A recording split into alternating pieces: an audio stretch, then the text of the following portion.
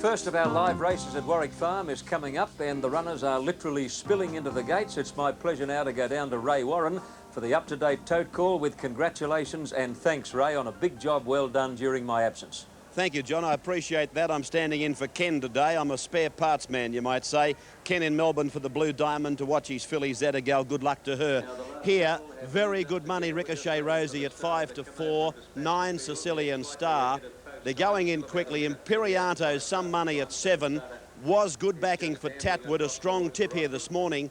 And later there's been a big go for Ricochet Rosie, forcing Tatwood out to 11 to 2. Not a lot of interest in anything outside Ricochet Rosie, Imperianto and Tatwood. Here's John. Emmy's Love is very slow to move at the start. A clear last out of the barrier. Rocky Port bounded out in front, beginning smartly Pradnapper. In third spot when they get going, Sicilian Star on the outside of Shining Hero, and a gap to Tip of the Iceberg, followed by Ricochet Rosie. But these two leaders have cleared out at the end of 300 metres. The pace is a cracker, and Pradnapper draws away in front of Rocky Port. Sicilian Star running third. Shining Hero racing erratically on the fence behind the leaders, joined on the outside by Tip of the Iceberg. At the head of the others, Ricochet Rosie, who struck a little bother there, lost her spot slightly. Tatwood on the outside is moving forward, followed by Tudor Dancer, Imperianto, and a long way back towards the tail of the field is Crocodile Dundee, and Emmy's Love is last. This leader, Pradnapper, has cleared out at the 800 mark, led by 6 lengths on Rocky Port, a half to Sicilian Star, 2.5 to Tip of the Iceberg and Shining Hero together, followed by Tatwood.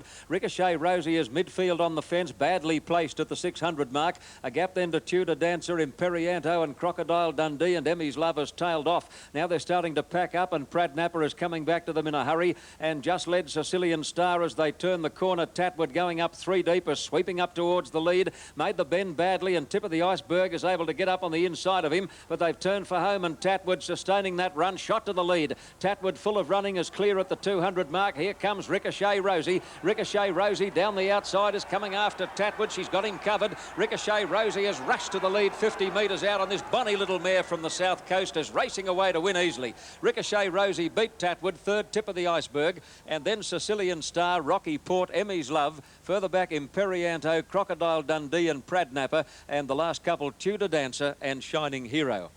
A big effort by Ricochet Rosie, who gave them a start, and she got a check in the early stages to boot. Number 1, Ricochet Rosie, $2.30 and $1.40. Tatwood second, number 7, Mark de Montfort, a place dividend of $1.90. And Tip of the Iceberg, number 3, D. Beedman, will be third, a place dividend of $3.10. A break and then back for more on Wide World of Sports.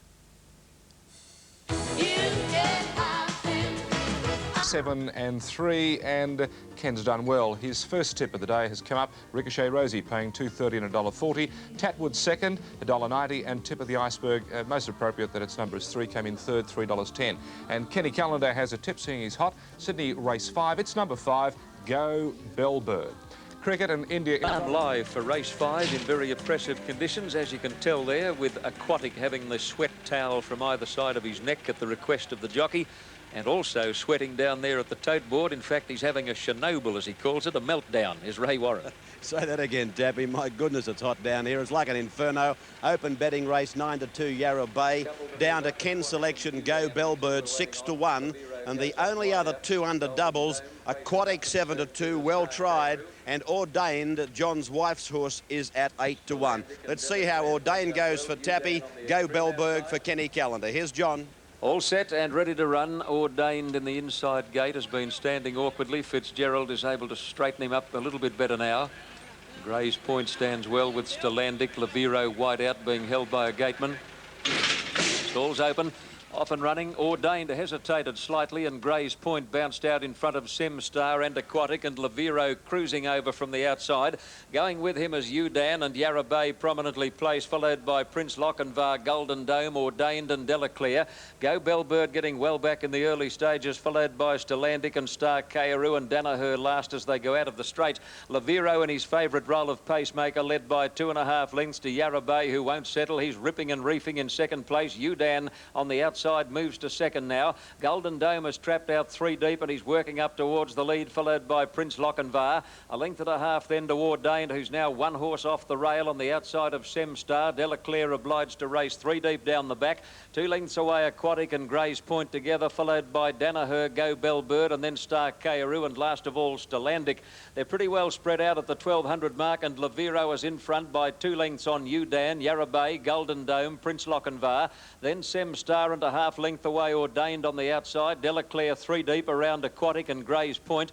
A gap to Danaher and Go Bellbird, followed by Stellantic, and last of all on the outside is Star Kayaru. At the 1000 mark, and Neil Campton had Lavero in front, running second Udan. In third place, Golden Dome on the outside of Yarra Bay. Then Prince Lochinvar close enough, if good enough, at the 800 mark. Ordained is tracking up behind those and going all right, followed by Semstar. Aquatic midfield being niggled a bit, and then Gray's Point and Delaclaire, Danaher, followed by Go Bellbird, Star Kayaru, and Stellantic is last. At the 500 mark, Lavero defied them. In fact, he got away now by a bit more than a length to Udan, Yarra Bay, Golden Dome. Ordained under pressure now is flat to the board, so is Prince Lochinvar, followed by Semstar and Aquatic. Around the turn, Lavero giving plenty of cheek. He's kicked away, straightening up. Lavero by 2 lengths on Yarra Bay. In third place on the outside, Udan, and then Golden Dome. Ordained doing nothing, but Lavero clear halfway down the straight. Top weight, Yarra Bay trying hard to pick him up. Lavero, though, is still in front, close to home. Neil Campton hard at work on Lavero, and he's going to run them off their feet and lead all the way. Lavero beat the very fast finishing Danaher. Yarra Bay has run third, followed by Semstar, Gray's Point, Star Kayaru, then Udan and Aquatic. Golden Dome. Ordained again disappointing. Well back Prince Lochinvar, followed by Delaclaire. Go Bellbird did nothing, and tailed off is Stellantic. He won't get any more of mine, Ordained. I'll just turn up my alphabetical book under capital O, never to be backed again. The winner, Lavero, rated brilliantly in front by Neil Campton, who's always been a great judge of pace in a long distance race, and he just rated that to a nicety. A very consistent horse, never runs a bad race, and thoroughly deserving of today's win. Number 3, Lavero, Neil Campton is going to pay $23 and $5.30, trained by Mark Daniels, who does a great job with his team at Rose Hill. Second will be Danaher, number 15, place dividend $26, and third money, number 1, Yarra Bay, a place dividend of $2. Now, we stand by for an important break, and then more Wide World of Sports. Lavero, $23 and $5.30. Danaher was second, $26.50, and Yarra Bay third, paying $2. And Kenny Callender has a tip for Sydney Race 6. It's number 5, Shaftesbury Avenue. In cricket news... Well, George, we've seen plenty go around so far, but I haven't seen a top filly all day long, except for one in skimpy white shorts leaving the track a short time ago. The Hobartville Stakes is coming up. It's a Group 2 race for 3-year-olds. Very important stepping stone to the big ones coming up. The favourite, Shaftesbury Avenue, pretty short, Ray. Certainly is, John, and well done. Impeccable eyesight by yourself, seeing that filly leave the track. 9-2 Key Dancers come in for good backing. Odds on Shaftesbury Avenue, 10-9 on, open 6-4 on the tote, now in the red. 10 Coconut Shy, 9 Majestic Boy, 12 Crackenback, and big odds the bottom 3. The Hobartville feature race of the day, here's Johnny Tapp. Key Dancer stands perfectly with the Queenslander Prince Salieri. Majestic Boy well behaved with Crackenback and Princeville. Light flashing. Gates open, and they're off and running in the North Shore Honda Hobartville, and Key Dancer bounced out in front at the start. Crackenback began well, and so did Majestic Boy. Close handy Shaftesbury Avenue down near the rail side, being allowed to cruise through and join those leaders. In fact, he's going to lead. Just behind them, Coconut Shy, and then Prince Salieri. Procol Harum dropping back with Potsarica, and Princeville is back at the tail of the field when they settle, and they're packed up tightly at the 1,000 mark. Shaftesbury Avenue with the inside running is just the leader over Key Dancer on the outside. They're going together. Majestic Boy in third place, and about 2.5 to Guest of Honour, Coconut Shy, followed closely by Prince Salieri. 2.5 further back then came Crackenback and Procol Harum together. A long way back, Potsarica with Interstellar and Princeville is last at the 600 mark, and the two leaders have kicked away now. Shaftesbury Avenue just led Key Dancer, who's sticking with him. 2 lengths away, Majestic Boy, followed by Coconut Shy under pressure, then Prince Salieri, Crackenback. Further back, Guest of Honour and Procol Harum as they turn the corner. Key Dancer on the outside is serving it up to Shaftesbury Shaftesbury Avenue as they turn for home and they straighten up together. Majestic Boy about to be pulled to the outsiders, running on doggedly, and then Coconut Shy. Shaftesbury Avenue just in front at the 200 over Key Dancer. Majestic Boy looking a big hope, wider out. Shaftesbury Avenue in front, 100 out. Majestic Boy inch by inches cutting him down. It's Shaftesbury Avenue in front. Majestic Boy lunged but couldn't get him, and Shaftesbury Avenue lasted to win the Hobartville over Majestic Boy. Third Procol Harum, fourth Key Dancer, followed by Coconut Shy, and then Prince Villain cracking back. Interstellar further back in the field, Guest of Honour, followed by Prince Salieri, and Pozza Rica is last to finish in the North Shore Honda Hobartville Stakes. Well, he just got there. In fact, another 20 or 30 metres, and I think Majestic Boy would have made it very interesting, but they pay on the winning post, and Shaftesbury Avenue makes it 4 out of 6. Jim Cassidy had a terrific book of rides on paper, but that's the first time he's finished in the placing so far, and he's had a shocking day up until now, but he's home here. Shaftesbury Avenue, number 5, to pay $1.90 and $1.30. Second will be Majestic Boy on the outside, Larry Olsen, to pay a place dividend of $2.20. And third, number 3 will get third, Prince Salieri, a place dividend of Procol Harum, rather, will get third. Number 2, Procol Harum, will be third to pay $3.50. That's the Hobartville Stakes. Here's a message, and then more on Wide World of Sports.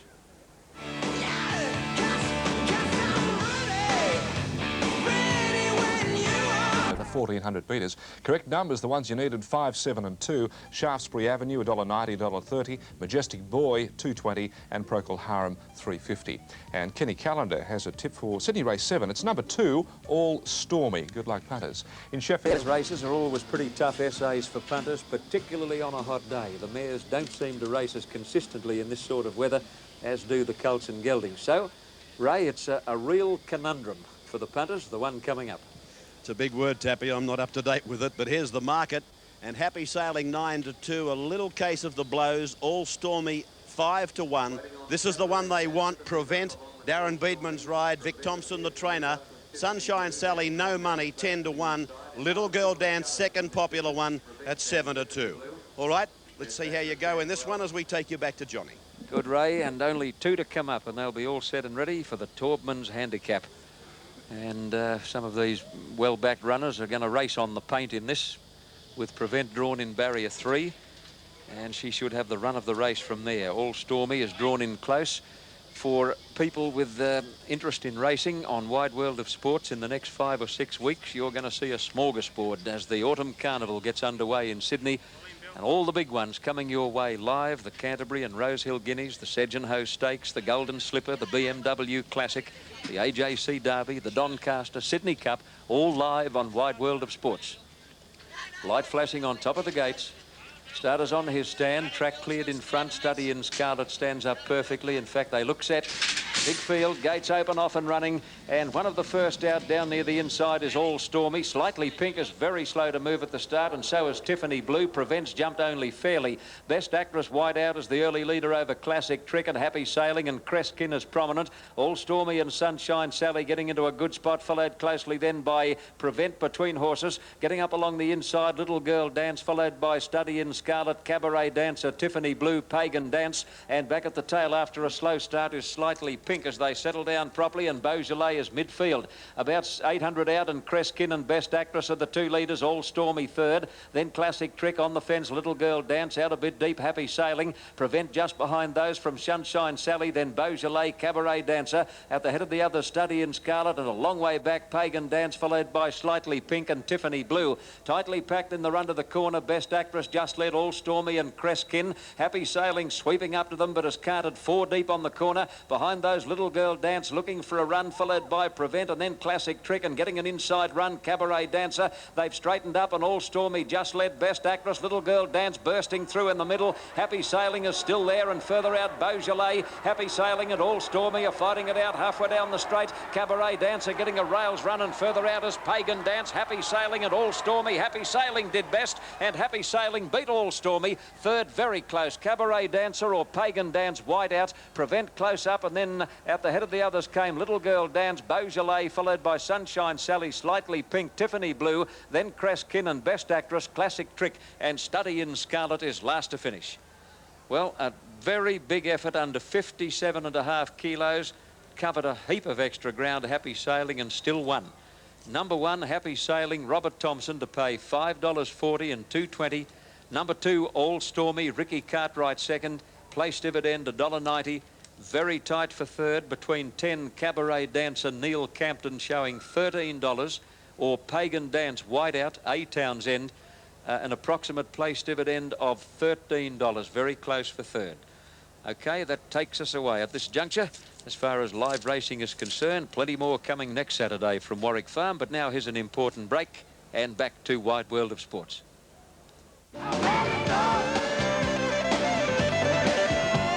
New South Wales TAB dividends for Sydney Race 7, the Taubman's Handicap, run over 1,400 metres at Warwick Farm. The correct numbers, as you can see there, 1, 2 and 12. Pagan Dance coming in third there. There was a photo for third at one stage. Happy Sailing winning, 5.40 and 2.20. All Stormy, Kenny's Tip coming in second. Number 2 paying at 1.90. And, of course, Pagan Dance paying $13. All right, let's just recap the Absolutely.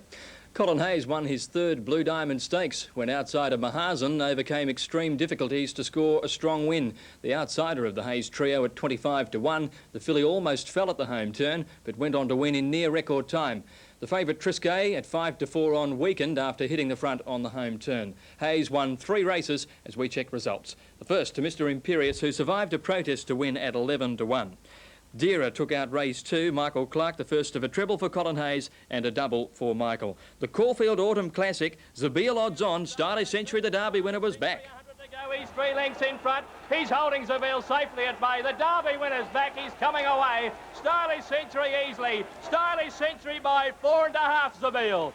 Third Western Frontier, then Stargaze. Stylish Century certainly back to his best form, won impressively, leading all the way at 3-1. The fourth was taken by Pressman's Choice, Mick Dittman lifting him over the line to beat Heavenly View. Now the Blue Diamond. Mahazen running on round the outside from North Star Command. Canny Lad very hard ridden behind those. Into the straight, and Triscay hit the front from Zettergel. Mahazen sprawl nearly fell. In the straight, 200 to go. Triscay, the leader from Zettergel. Mahazen balanced up coming, and then Canny Lad in the centre. Triscay grabbed by Mahazen. Mahazen's bolted away from Triscay. Canny Lad running on, but Mahazen's clear, and Mahazen will win the Blue Diamond by 1.5 to Canny Lad. Triscay tied to third. So a surprise result. Mahazen at 25s over Canny Lad at 13-4. The odds-on favourite Triscay was third. The next to Futurity. 150 to go. He's pulled the whip 1.5 to Lightning Bend and Planet Ruler. Arc Regal's clear. Lightning Bend trying very hard, but Arc Regal, he'll lead all the way in the Futurity. Arc Regal 1.5. Lightning Bend. Citizen flashed home for third. The 3-year-old Arc Regal gave Steve Richards, the trainer, his first Group 1 success. The TS Carline Cup was next in a thrilling finish. With a line of 4, Kingston Rule on the rails. Marwong's finishing well now. Kingston Rule got up on the inside, took the lead from Power of Destiny. Marwong running on. Kingston Rule just in front of Marwong. Lunges got there. Marwong beat Kingston Rule in a photo, I reckon. Pair of Destinies run third, Sea Legend fourth. Marwong, trained by Jeff Murphy, got the money. He's likely to miss the Australian Cup to concentrate on the Doncaster in Sydney at Easter time. And the final event on the program, won by the heavily backed favourite Memphis Blues for Hayes and Clark at 7-4. Daily double today, 11 and 6 paid 149.25. Extra, a pair of 4s, 15.05. A good quadrilla, 1776.70. But the quad extra, a little better, paid $10,137.55. Champion New Zealand mare Horlicks scored her second win in the $1 million DB Draft Classic in Auckland today. It was Horlicks' first start since taking the Japan Cup in world record time in November. So let's pick up the closing stages of the race now, and she's just taken the split. She came from about 5th. Running on late now, Castle Town, then followed by Red Japan and the Phantom. Horlicks in front at the 100 metres, holding Castle Town, the Phantom and Red Japan. She's Springbok, the superstar now wins Horlicks. Wins her second DB Draft International, and she's won it nicely. So it was a great win by Horlicks, a terrific performance. She scored, paid $1.50 and 85 over the Phantom, with Castletown in third place. And that's all in sport. One of the world's most powerful racing combinations, trainer Colin Hayes and owner Sheikh Hamdan Al Maktoum, combined to win yesterday's $500,000 Blue Diamond Stakes at Caulfield, with the outsider, the filly Mahazen, at 25-1. The Sheikh and his brothers have dominated European racing for the last decade. And following at Talax, Melbourne Cup win in 1986, the Sheikh has gone from strength to strength in Australia. But this race was particularly a triumph for Sydney jockey Wayne Harris, who more than most has suffered the highs and lows in racing. Harris has come back from a number of crippling injuries and he gained the ride on Hayes' filly after a phone call on Wednesday night. The Blue Diamond was expected to be a version of racing's classic showdown. In one corner, the unbeaten colt from Melbourne, in the other, the unbeaten filly from Sydney. Canny Lad versus Triscay. Triscay was bandaged on her bumpers as she was when she won at Sandown.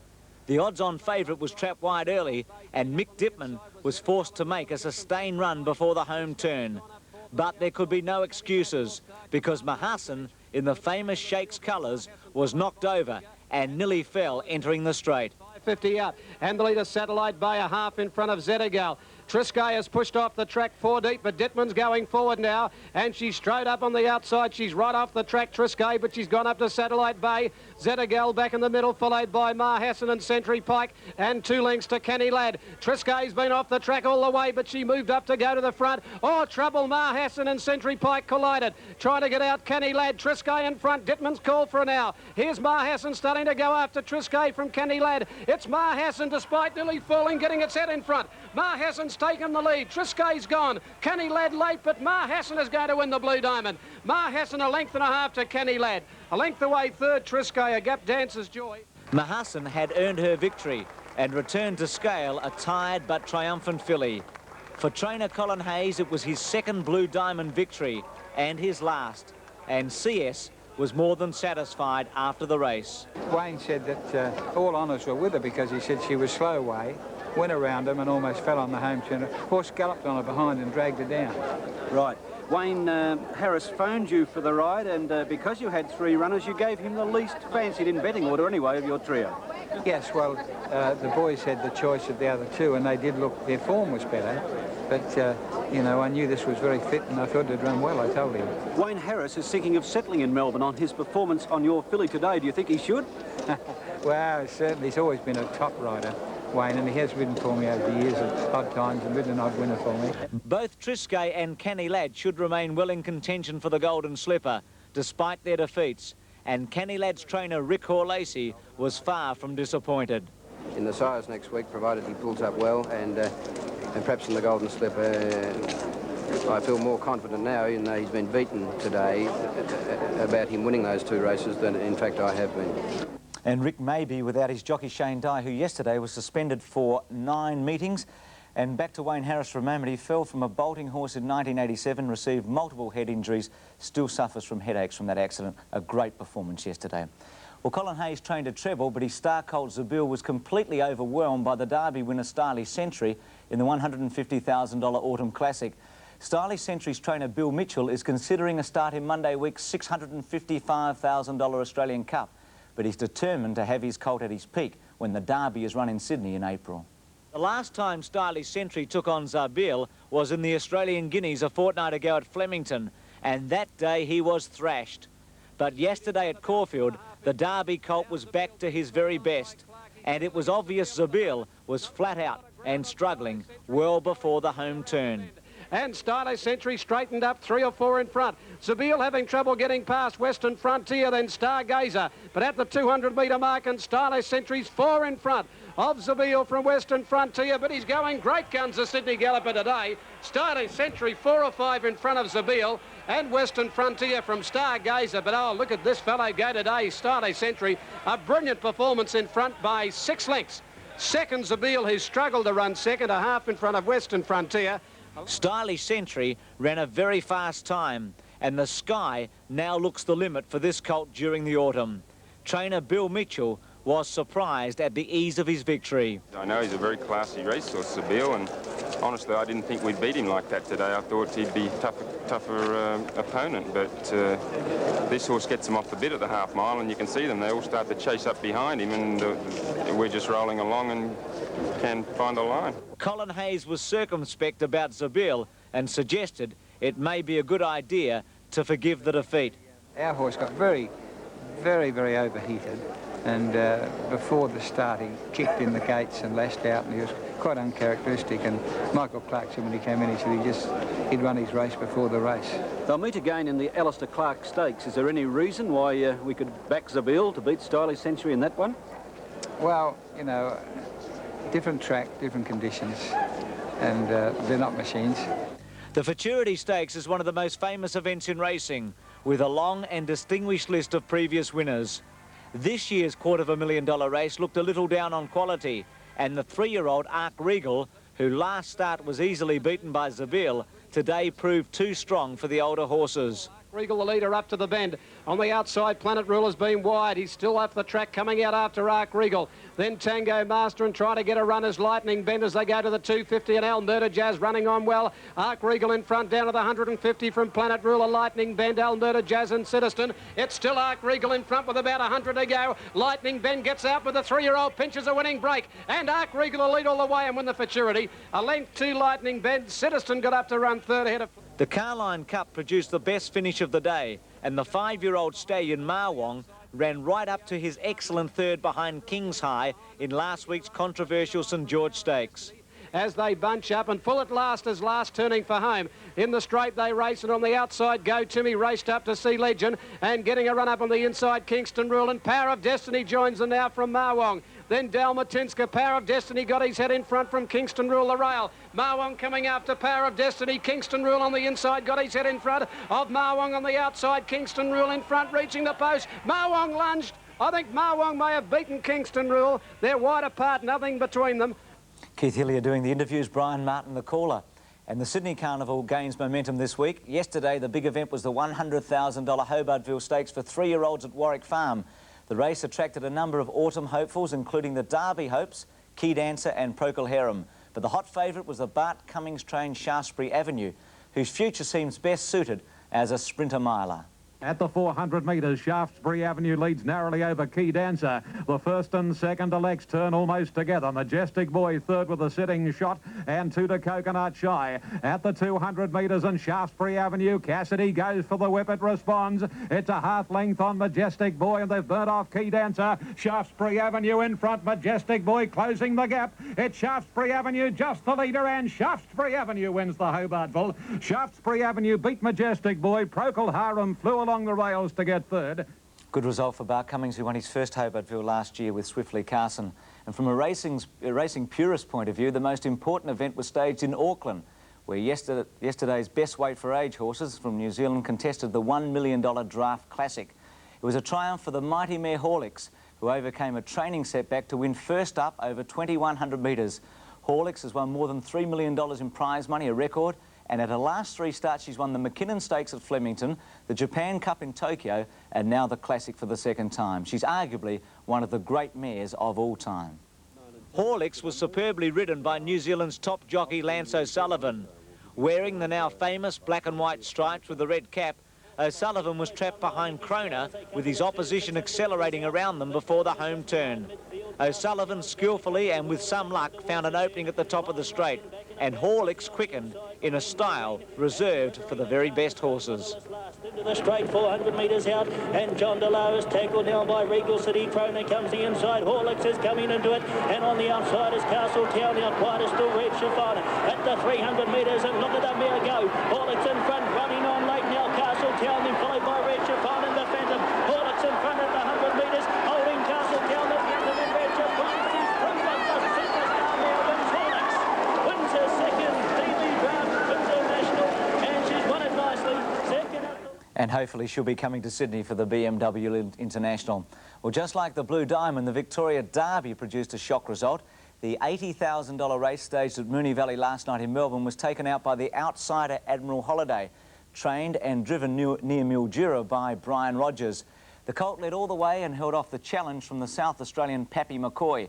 Pappy was the favourite despite injuring his leg during the week. He was only past fit to run hours before the big race. We pick it up in the final lap with Admiral Holiday leading and Pappy McCoy on his outside.